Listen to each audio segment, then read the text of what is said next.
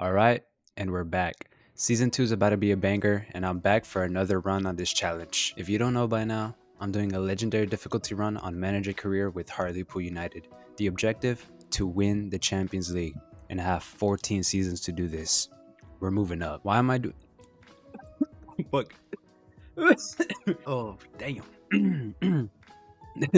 Why am I doing this? Mbappe scored a hat-trick against City. It's a good day. The last time I played, we pushed on past January and continued on. With a great mid-season turnaround, we pushed for a promotion push, which quickly turned into a title push. However, unfortunately, I let my team down as I controlled the team the last 2 games of the season to lose and tie. This left us missing out on the title with just 1 point. We're now promoted to League 1. What more surprises are waiting for us there? Which players will we sign? Which of those will make an impact for us? And finally, will we win a trophy this season? As much as I want to change the stadium, we didn't do much to warrant a stadium upgrade, so we'll just stick with what we got for 1 more season. If we get promoted, I'll definitely upgrade for aesthetic purposes. We decided to repaint the seats and field as we go for a blue dominant look. Gray seats look good as a contrast to dark blue, and we changed to a lighter green to show that we can't get the good grass, since we're using our money elsewhere. We also changed the net, but I mean it's not much. Let's look at the team now. This is how the team looks coming into season 2. Obvious positions that need upgrades stand out. We definitely need a new center mid to replace Featherstone. We need a new center back to replace the hole that Morris left. And from the look of things, we need to upgrade the bench to have a better chance in the long run of things. Gray definitely needs to step up this season if he wants to keep that starting role, as he is in another position that I would like to upgrade. Lastly, the fullbacks don't have any great subs. Since it looks like they'll be playing every game, I will need to find quality backups that can challenge the starting role. Everyone else is safe so far. Aziz is essentially going to be our main star heading into this season, and I expect the same quality from both Bogle and Molyneux this season. Oh yeah, and I'll need to explain a rule that I hadn't said. So essentially, to keep it realistic and provide a bigger challenge for myself, I decided that if a team from a league bigger than the league that I'm playing in tries to buy one of my players, I will have to entertain them and most likely accept their offer. I don't want to trap star players to a team that's dog water. Any player will want to play for a bigger team. So that's something that will most likely come up, as most of my team played well last season. Hopefully nothing like that happens, but who knows. With a new league comes a new look. Cliff Dives gets an upgrade. Let's say we got a bonus for getting promoted. New haircut, new outfit, and a totally new look. He believed that a traditional look will look better as he plays a traditional way. Nothing like a new season to bring out the long list of potential players for our squad. With a $3 million budget, we will have to rely on free agency. We look into our existing shortlist to find a player that fits the description of what we need. Abdurrahman Barry is that man. He's 22 and 65 rated. He's a young center back from France that could immediately start and get better. He's 6'1", fast, and he can jump. As much as I like Marquez, Barry is a textbook center back. No nonsense, since defending is all he's good at. Let Odesina do the passing and let Barry carry the defensive line and defensive plays. We can get him for free. What a steal. We end up making a deal with his agent. We agreed on a 5-year deal that pays $2,500 a week. He will be a crucial player for us coming this season, and hopefully he'll stick around in the long term. Welcome to Hartlepool United, Abdurrahman Barry. On our list of needs for this coming season, next is a center mid. Since a center mid can change how successful a team can be, I want to use the transfer budget of $3 million to buy a promising young center mid. Thanks to our scouts, they have found me the guy for the job. Naoiru Amada is that guy. He's 20 years old and 66 rated. He's a young center mid from France that, if signed, will be our best central midfielder. He's 6 foot and a great all-rounder. He can pass, and he has great technical abilities. He's essentially an offensive version of Shelton. $2.5 million is all it took to get the approval with Stuttgart. We signed him on a 5-year deal that pays $2,800 a week with a $20,000 signing bonus. He looks great, and I believe he will make a great impact this season and in the near future. Welcome to Hartlepool United, Naoiru Amada. Amada and Barry take the left side of the field as the French duo take their starting roles. Maybe this will help with communication, as they both, I assume, speak French. We also have a lot of first team players that have a year left on their contract. Caleb, Sterry, and Shelton are the only ones that I know that will stay with us next season. I don't feel the same for the others though, so I'll try to either sell them or have them as bench warmers. Tactics stay the same. Hopefully our form will stay the same as it did earlier this year. With a strong need for backup, we go heavy on free agency scouting as we try to find a fullback, a goalkeeper, and a striker. I don't expect them to be starters, but I do expect them to be great subs for the amount of games that we will face. We sim through preseason as it's not that important for us. As we sim though, Stoke City give an offer to Joe Gray. They want him on loan with an option to buy. As much as I don't want to send him away from us, Stoke City are a championship team, the league above us. So obviously Gray would benefit from playing in a higher league. Since he's on loan, I'll allow this, and hopefully with an $850,000 transfer fee, that can give us funding if he succeeds this coming season. We'll hopefully see you soon, Gray, and if not, this is a goodbye. Thank you for your services last season. Best wishes out there, Joe Gray. Well, that would be our starting right mid gone. We need to find a replacement for him, so we go back to free agency and try to scout a good right mid. Breno Acevedo catches my eye as he plays almost the same role as Gray did. He's 18 years old and Brazilian. Who needs scouting when that's all you need? We can go over the technicals after we sign him. Real Madrid mentality for real. We sign him on a 5-year deal that pays $2,000 a week with a $10K signing bonus. Did we overpay? Yes. Was it worth it? We'll find out. He's our third signing of the season. He ends up being the same rating as Gray, which is great. We essentially just found a Brazilian Joe Gray. He can dribble and shoot, but his passing is lacking. It's like he's never left. Welcome to Hartlepool United, Breno Acevedo. Our scouts came back with their reports. We need a backup fullback, but it seems they found a challenger. Filip Johansson is that boy. He's a 16-year-old from Sweden and 67 rated. He's got great defensive stats and he's athletic. Yeah, we gotta sign this dude. We got him on a 5-year deal that pays $400 a week with a $3,900 signing bonus. I lowballed so hard, but he agreed to sign with us. He is our youngest signing we have ever made. Will this boy develop to be a star fullback for us? I think so. Welcome to Hartlepool United, Filip Johansson. What's funny is that my scouts found another free agent fullback that's also 16 years old. Roberto Soler from Mexico is a 16-year-old left back with practically the same ability as Johansson. He's shorter and younger too. Since we don't have the money for it, I'm gonna grab this boy up too. We created a contest for the fullbacks with this. We signed him on a 5-year deal that pays $500 a week with a $5,000 signing bonus. Yeah, don't tell Johansson about it. Welcome to Hartlepool United, Roberto Soler. Since we're on the topic of defensive players, we don't have more great backups for Barry and Odosina. So the scouts found our man. Lewis Cass is a 22-year-old from England who's 6'1". He's a great backup and challenger for the starting role. He is a huge brick wall, just like Barry. Might as well help our chances to get clean sheets with this signing. We signed him on a 5-year deal that pays $2,200 a week with almost a $20K signing bonus. Damn. These English people really try to take every penny. I could see why people say England players are overrated. Welcome to Hartlepool United, Lewis Cass. We have now made 6 signings, 5 of whom are from free agency. What a steal that we got, honestly. Thank you, scouts. With that, our first 11 has changed. Acevedo takes the role of Joe Gray on the right side, and Filip Johansson steals the starting role from Ferguson. And now our bench is looking rather nice at the moment. Hopefully, the moment isn't too big for the 16-year-old as he will be our starting man for the beginning of the season. Teams try to buy a striker duo, but with the lack of funding and lack of players scouted in those roles, I don't want to risk losing them for so cheap. I will entertain, but I will not sell them. The same cannot be said for Neil Burns though. We agree to sell him for $375,000. We'll wait to see if he accepts that offer. Ding ding ding, ding ding ding ding ding.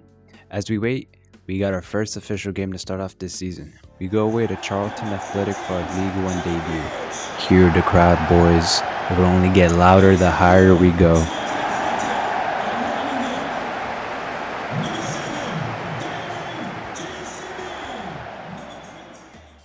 Our new signings can freshen up in this game. Expectations are for a promotion push, but we also gotta evaluate realistically. This team is new with the same systems. Hopefully our new captain Mark Shelton can guide this team to new heights. Let's get on with the game. First action lands on Charlton Athletic. Defensively we were doing good. They were chipping away until they found space. They take Sterry to the middle of the box to leave the left side open for a shot.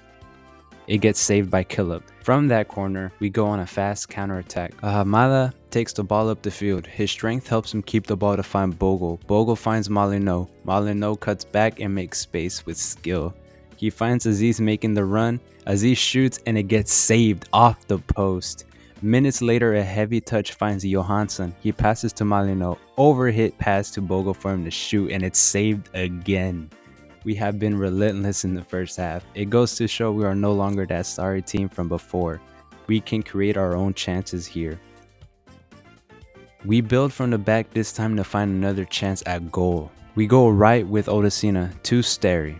Acevedo picks it up and cuts inside to try to find a runner. Bogle adjusts to run into an empty lane. Good touch results into a shot and it's saved again. All by himself and pawed away from their damn net. Corner swings in another save. Dang! This keeper deserves the Lev Yashin award for his heroics. What the heck? From our missed chances, I mentioned Isaac Nguyen before. They bounce back. They come quick. Pause. Drawing our defenders is all they do to make a bit of space. With them drawing us apart from our shape, they end up finding that space in the box wide open, and he missed. Legendary AI missed an open net. Killer was beat.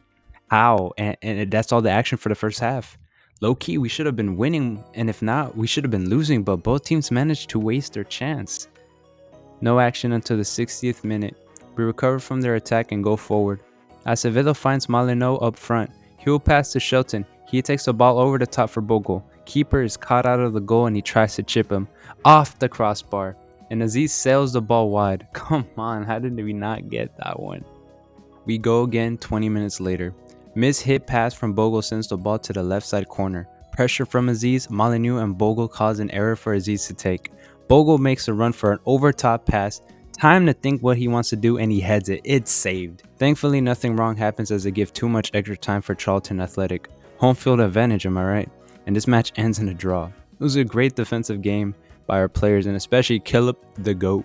We had an XG of 4.8 to their 1.4. How did we not win that game is beyond me, but a decent result to start off a new league is not bad at all. It's still early, so I'm sure the goals will come flying in. We go again with our second game of the season. We host Wigan Athletic and we end up doing great for ourselves as we win 2-1. Okay, good start. All we need to do is keep the consistency. Oh, our scouts are back with reports of free agent strikers. Adan Pascual is a 17-year-old Mexican whose skill is better than our starting striker duo. Standing at a whopping 6'3", his athleticism is great and he can finish like the best of them. How is this man still a free agent is still baffling. I'm gonna sign this dude. We got him to sign on a 5-year deal paying $1,200 a week with an $11K signing bonus. What a robbery. This man will do wonders for us. Welcome to Hartlepool United, Adan Pascual. We have a Carabao Cup game next. The board doesn't care, so why would I care? The B squad goes in. We lose 1-0. Okay, moving on. We face Morecambe away. We beat them last season in the FA Cup with a worser team, so we obviously win 1-0. GG, easy. After that, we go home versus Accrington, and we get another great result, 2-1. Our new signing Bruno Acevedo wins it for us in the end. We are off to a great start. With the great form we have, I decided that Pascual needs to start. His talent is too high to be on the bench right now. So I give him the start for the next game against Bolton Wanderers. Soler wanted game time too, so I rested Johansson for Soler. Unfortunately, we ended up losing 2-1 against Bolton Wanderers. I'll go back to the usual team. We move on as we face Lincoln City at home. Sorry, Tom FM. We win 3-0 by the power of the striker duo. Papa John's. We tied. Pascual misses yet another penalty. Well, who cares? We make it to the transfer deadline day. Caleb keeps getting offers. However, as much as I wanted to reject them, SK Sturmgraus, a first division side in Austria, is wanting to buy him. Like my rule before, I will have to entertain it. Now, we don't talk about the other teams. I legit just made that rule up here and I thought, I should probably have that as a rule. So we have a goalkeeper in mind just in case Caleb leaves this window. We agree on a $920,000 deal and we'll wait. Caleb is sold. No. This actually hurts. This actually hurts. We will forever remember his heroics and also for him being my first goalkeeper. Now with no goalkeeper ready to take the helm, we are stuck between two goalkeepers, but it's not hard. Like Leonardo DiCaprio, the younger the better. We go for the 25-year-old. Quentin Brat is that man, a 6'4" behemoth whose reflexes and positioning will definitely be his trademark as he turns out to be the same rating as our starter and a year younger. We get him on a 3-year deal paying $2,900 a week with a $25K signing bonus. Hopefully we can transition smoothly with another Frenchman on the team. His communication with Barry will be impeccable. Caleb, I miss you. I hope you find success in your other team. Oh snap. Odosina gets an offer from Celtic. I have to sell him, huh? I mean, Celtic is a big team, so 3.5 or nothing. Oh, no? Oh, is that a no? I swear he's that good. Come on, don't leave. We move into September. Pascual is wanting the starting role and I still haven't decided who to replace. Like an old dog, I can only stick to my ways. I love my striker duo, but Pascual deserves the starting role. Bogo get in the bench. Don't make it harder than it has to be. We go into our next match against Fleetwood Town. We face another loss. Pascual gets back on the bench. We face against Portsmouth, but it's definitely too early to call them the number 1 team. We ended up leading for the first 80 until we collapse. To be fair, Pascual comes in and then we immediately tie. Is Pascual a curse? Okay, so the gap between us fighting for a promotion spot is expanding. We need to turn things around here. We face Oxford United, who are above us. We need a win, so I'll play now. Our teams are half fit, but I will sub them out by halftime. Let's get it, boys. We go early with our chances as in the 7th minute, Shelton goes on a run to draw a defender. This leaves Bogo with a step ahead of the man that was marking him. He takes the gap and shoots past the goalkeeper to take the lead early. Plenty of time for Bogo to find a spot and the fans are happy. Another chance comes as Aziz tries to go top bins with his strike. More like a pass, but somehow we get this chance. Underthrown, and Shelton gets there first. Acevedo gets the pass. Quick passes lead to Bogo's first time strike and it gets saved. We're obviously dominating this game. As we keep trying to push for another one, their goalkeeper keeps making miraculous saves. We are inching in, but we can't get nothing going. With that, and with all these missed chances, say it with me, Isaac Newton, they go on a counter. A run made wide leaves a gap. Johansson tries to cover, but a beautiful placed cross finds their man. He hits it on the volley, and it doesn't reach anywhere Brock can. Oxford United have tied before halftime. But as things couldn't get any worse, Acevedo loses the ball for a counterattack with only a minute left before halftime. We have left a wide gap in the middle as one player gets 2 of our center backs. Did he use taunt or something? Barry tries, but a simple switch gets past him on the one-on-one. Brat gets a hand on him, but it still goes in. What the fudge? And that's how we go into halftime. We go back trying to find something to go, but Oxford are back on the attack. Quick passes across the field, find space left by Sterry, and a powerful kick sends Oxford a 3. All our missed chances are coming back to haunt us. The away fans are silent now. They have another chance in the 70th minute. Our focus on the ball gets us caught as they keep making runs behind us. Another pass gets past our left side for a strike. Brat makes the save. We can't seem to get anything done up front as another counterattack finds them in front for another one-on-one with Brat. They pass across like usual, but Brat makes the save again. Sadly, that was all the action we faced this game. Disappointing loss again as we go down again. Brat saved us from a humiliating defeat, and the defense has to shape up as well. The attack is also missing a lot of opportunities, but I believe the Oxford United were the better side here. That heartbreaking loss, we move on to Doncaster. As we sim, we lose 3-2, and it's just sad. We now face AFC Wimbledon as I change Bogle for Pascual. Our attack has been dreadful these last couple games, and my favoritism for younger players prevent me from subbing Molyneux out.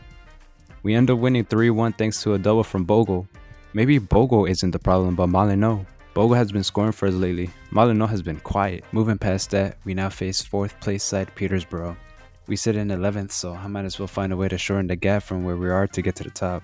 We have 6 games this month and all of them are important. We only sit 3 points from a playoff spot, so we need all our players to step up here. We head to the pool for this matchup. Our lineup stays the same as we hope to find a different result from an inconsistent form. Boca has been carrying us and I hope he can do the same for us here. However, we cannot rely on just one player. If things don't go well, I have to check what changes needs to be done. This game will show me everything I need to know. Action in the first 10 minutes as Johansson lets his men run to the corner. It didn't look like much of a threat, so he lets him run. They pass to the edge of the box and horizontal passes explode our defense as Sterry was forced to defend 2 guys. Save! But rebound gets Peterborough in the lead. Disappointing, really. Our defense was terrible by letting them get the spaces they wanted to have. Our defense was terrible. They're just letting them get the spaces they wanted, forcing our fullback to defend centrally, which is just a bad idea. We need to shape up. Not even 10 minutes later, they exploit our defense again. Going man defense was not great as they drag our players away from the dangerous space at the middle of the field. No pressure from our center backs leave an easy pass for their attacker to sprint for an easy shot at goal. Brat saves again, but another rebound finds them doubling the lead. Another rebounded goal gets us down to 2, moving like United. This is getting more frustrating, but there is still enough time to find a way to turn things around. A couple minutes later, we go on the attack. Sterry takes the ball to the middle to find anybody, but their defense was top notch as we cannot find a clean pass to goal. We're passing around to find small spaces to run into. Mada has space in the middle to find Bogle making the run we need. A first time strike is saved as it was too weak to get past him. We can't seem to do much so far.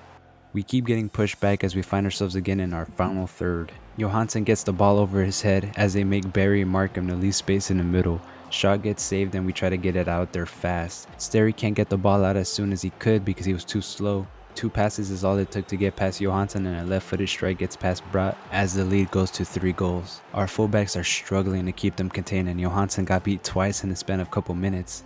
Losing 3-0 at home before halftime is embarrassing. We don't get anything positive until the 65th minute of the game. Johansson gets a good defensive stop to start the counter, as he finds himself running towards into the middle of the field. Nobody opposing him as he tries to find anybody to get us back into the game. Bad pass forces Bogle to fight for it. Molyneux finds Bogle again for a one-on-one. He hit the damn post. How did he miss that? Because of that miss, I sub out Bogle for Pascual.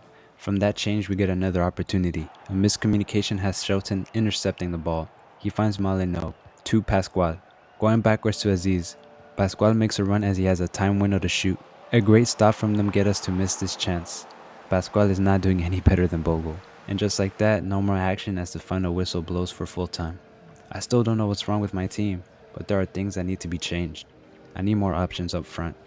I need my defenders to get better. I need to find a striker that can consistently score. So I changed the tactics. No more worrying about space being exploited as we keep our width the same on both sides. Bogle is no longer a false 9. He can do what he wants. Shelton will no longer drop in between the defenders. He will join the attack and defense when it's needed. Everyone else keeps their current task. Hopefully this can get us the results we need. We test our hypothesis with our game against Bradford City.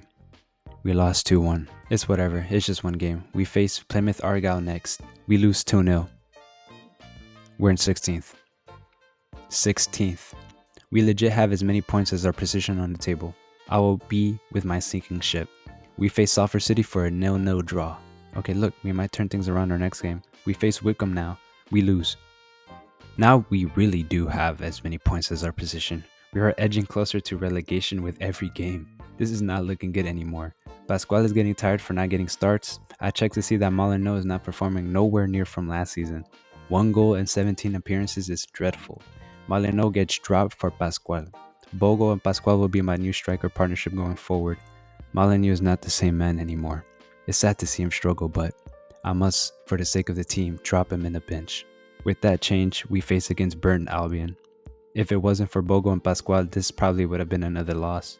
Not a win, but a step in the right direction. Molyneux may have been the reason for our struggles. I hate scapegoats, but what else is there to do when he's struggling? And we reached the 1st of November where I'll be ending this episode. This was fun. We had a great start, but we are running out of form as we land in 19th place.